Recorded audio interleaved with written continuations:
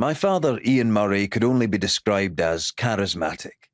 He had a pencil-thin moustache, and there was a vague resemblance to a slick, young David Niven. He died aged just 50, officially from renal failure, but much of his poor health stemmed from chronic alcohol abuse.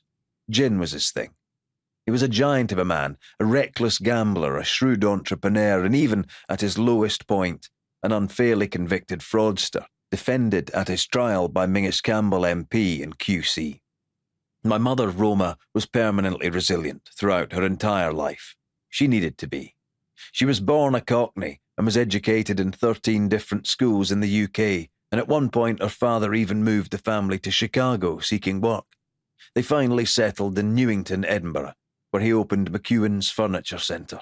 Ultimately, she was the glue that held our family together when I was young, even if it did eventually become unstuck.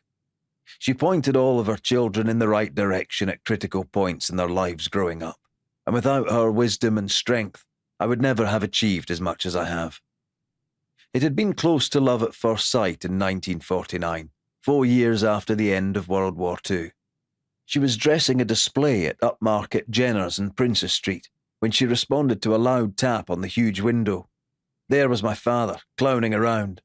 He manoeuvred his way through the revolving doors, found her window, and asked her out. Shortly afterwards, they married. He was still training and hoping to be a vet. I cannot imagine for 1 second how family life might have developed if he had qualified. As it transpired, he went down the family business route. They moved to Ayr, and my father took over the family's established coal merchants, Murray Forest, which had been started in 1900 by my grandfather and a business partner. I still have the original brass plate hanging on a door in our home at Dunbarney in Perthshire.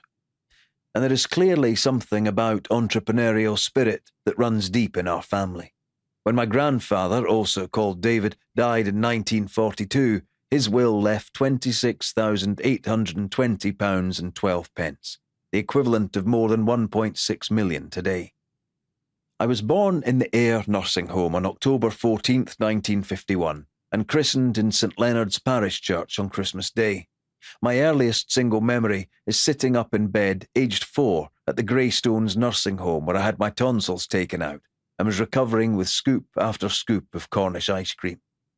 Our family lived in a grey sandstone villa called Moorlands in South Park Road in Ayr, where I had my own room, a large garden, and a huge wall that would easily withstand the constant battering from the pounding of a leather football or a tennis ball. I would spend hours on that. There was always a ball. My father instilled in me a lifelong love of sport. Aside from being an all-round sportsman, he regularly took me to see Ayr United play at Somerset Park. He took me to Ibrox on European Cup nights, to Hampden Park in 1964 to see Alan Gilzean score the winner against England in front of 133,000 fans. And months later, he took me to a raucous Paisley Town Hall to see legendary world middleweight champion Sugar Ray Robinson lose a non-title fight against Irishman Mick Leahy.